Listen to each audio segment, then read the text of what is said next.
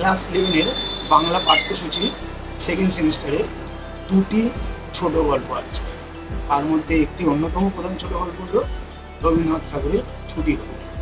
এই ছুটি গল্পে আমাদের কি পিডিএফ দেওয়া হয়েছে, তোমরা ডাউনলোড করে নেবে উপযুক্ত পাসওয়ার্ড।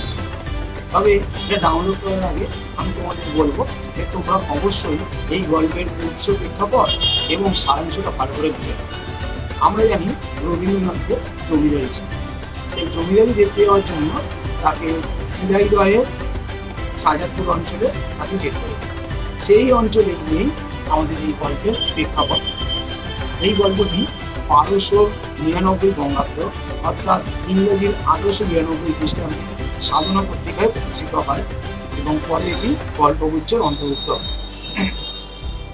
শহরের কোলাহল ছেড়ে শিলাইদহ সাজাদপুরের এই উন্মুক্ত প্রকৃতির মাঝে রবীন্দ্রনাথ স্থানীয় মানুষের জীবনযাত্রার খুব কাছে আসে এবং তাদেরকে খুব কাছ থেকে দেখেন। 1891 সালে সাজাদপুরে তিনি বসে লিখলেন ছিন্ন পত্রের 28 সংখ্যক চিঠি। তাতে তিনি পদ্মাপাড়ের একদল বালকের শাল কাঠের গুড়ি গড়িয়ে খেলার যে উন্মাদনা, সেই ঘটনায় তিনি বর্ণনা করছেন। যেখানে একটি মেয়ে বুড়িটির ওপর চেপে বসে খেলা মাটি করে দিচ্ছিল।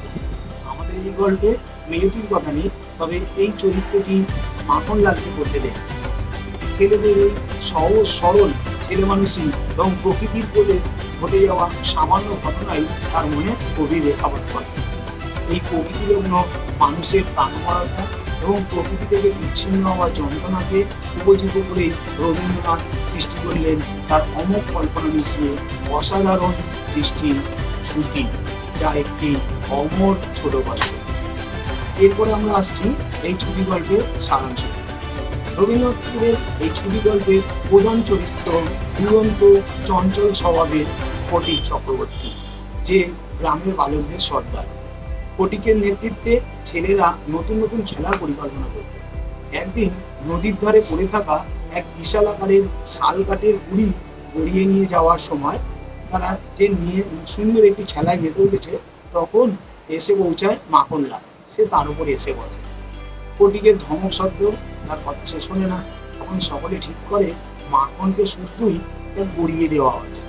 ক্ষিপ্ত মাখন ফটিককে আঁচড় দিয়ে বাড়ি গিয়ে মায়ের কাছে মিথ্যে কথা বলে যে ফটিক তাকে মেরেছে, যদিও ফটিকের এতে কোনো দোষ ছিল না। বাড়ি ফিরলে মা ফটিককে মাখনের অভিযোগের সততা জানতে চায়। মাখনের মিথ্যাচারে রেগে গিয়ে ফটিক তাকে চড় মারে। তখন মা ফটিককে অবিশ্বাস করে প্রহার করে এবং ফটিকও মাকে ফেলে দেয়। এমনই উত্তপ্ত পরিস্থিতিতে ফটিকদের বাড়িতে আগমন ঘটে মাঝ বয়সী এক অপরিচিত ভদ্রলোক, যিনি ফটিকের মামা বিশ্বম্বর বাবু। তিনি বহুকাল পশ্চিমে কাজ করতে গেছিলেন। মামাকে পেয়ে ফটিকের মা অত্যন্ত আনন্দিত হয়। মামার কাছে ফটিকের উচ্ছৃঙ্খলতা ও পড়াশোনায় অমনোযোগের কথা শুনে বিশ্বম্বর বাবু তার মাকে বলে যে সে ফটিককে কলকাতায় নিয়ে যাবে। ফটিক তো আনন্দে আত্মহারা কলকাতার নাম শুনে, এবং তার মাও ভাবলেন যে ছেলেটি হয়তো কলকাতায় গিয়ে মানুষের মতো মানুষ হবে, তাই সে রাজি হয়ে গেছে। তবে মামার বাড়িতে ফটিকের জন্য অপেক্ষা করছিল এক ভিন্ন পরিবেশ। মামি ফটিকের আগমনকে মোটেও ভালো চোখে দেখেন। একে তার বড় সংসার, তারপর আর একটা পাত বেড়ে গেল, তাই তিনি অসন্তুষ্ট হয়ে গেলেন। কলকাতার চার দেওয়ালের বন্দি জীবনে ফটিক হাঁপিয়ে উঠতে লাগলো। মামির স্নেহহীন দৃষ্টি আর তিরস্কার তাকে যেন তাড়িয়ে বেড়াতে লাগলো। তার গ্রামের শান্ত নদী, খেলার মাঠ আর মায়ের জন্য মন ব্যাকুল হতে লাগলো। স্কুলের পড়ায় মন না বসায় মাস্টারমশাই প্রায় তাকে শাস্তি দিত। মামার ছেলেরা কখনোই ফটিককে পরিচয় দিত, তাদের তাদের সম্মানে রাখে। আর যেদিন সে বই হারিয়ে ফেলে, তার মামি তিরস্কার করে এবং বলে বারে বারে সে বই কিনে নিতে পারবে না। এই অবস্থায় ফটিকের যেন মায়ের প্রতি একটা অভিমান হতে লাগলো। একদিন স্কুল থেকে ফিরে ফটিক জ্বরে অসুস্থ হল। সে বুঝতে পারে এই অসুস্থতার কথা এখন যদি মামিকে বলে, মামি এটাকে নাটক ভাববে এবং তার অনাবশ্যক উপদ্রব ভাববে।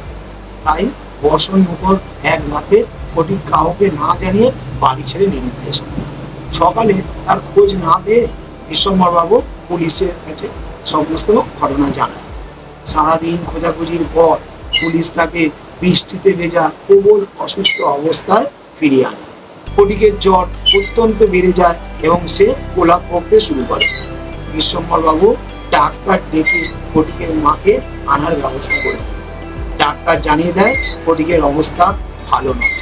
অবশেষে ফটিকের মা এসে মুমূর্ষু সন্তানকে দেখে কান্নায় অদরে ভেঙে পড়ে।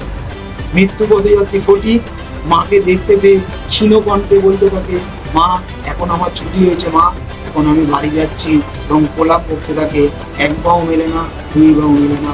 অর্থাৎ সে কলকাতায় আসার সময় মাঝিদের দ্বারা যে সুর, সেইটাই সেও যেন জলের অতলের গভীরে ডুবে যাচ্ছে। এই উক্তির মধ্যে দিয়ে রবীন্দ্রনাথ ঠাকুর তার গল্পের সমাপ্তি টেনেছে। ইউটিউবে তোমরা কোনো চ্যানেলে একটি বা দুটি প্রশ্নের উত্তর দেওয়া ভিডিও অনেক পেয়ে যাবে, কিন্তু সম্পূর্ণ অধ্যায়ের প্রশ্নোত্তরের পিডিএফ পাবে না। এই ভিডিওর মধ্যে একটা পাসওয়ার্ড আছে, তা দিয়ে তুমি ভিডিওটি সহজেই ডাউনলোড করতে পারবে, যার জন্য কোনো চার্জ দিতে হবে না। সকল ছাত্রছাত্রী যাতে ভালো রেজাল্ট করতে পারে, বইয়ের অভাবে বা গাইডের অভাবে পড়ার যাতে ক্ষতি না হয়, তাই আমার এই ফ্রি পিডিএফ দেওয়া। পিডিএফ ডাউনলোডে কোনো অসুবিধা হলে আমার হোয়াটসঅ্যাপ নাম্বার 9883286714-এ কন্ট্যাক্ট করবে। আমি তোমাদের এখানে 12খানি প্রশ্ন দিয়েছি, সেই প্রশ্নগুলো আমি পড়ে শোনাচ্ছি না, তোমরা পিডিএফটা ডাউনলোড করলেই সেগুলো দেখতে পাবে। এই 12টার মধ্যে 1, 2, 3, 4, 7, 10, 11 এই 7টি প্রশ্ন খুব ভালো করে পড়বে, তাহলেই প্রত্যেকটি প্রশ্নেরই তোমরা উত্তর দিতে পারবে, তোমাদের কোনো অসুবিধা হবে না। সকলের স্কুলেই এই 12টি প্রশ্নের মধ্যে থেকেই আসবে। ভিডিওটা যাতে সকলের কাছে পৌঁছে যায়, তাই জন্য তোমরা প্রচুর পরিমাণে লাইক, শেয়ার আর কমেন্ট করো। তোমাদের সুবিধার্থে আমি একে একে সকল চ্যাপ্টারের পিডিএফ দেব। ধন্যবাদ।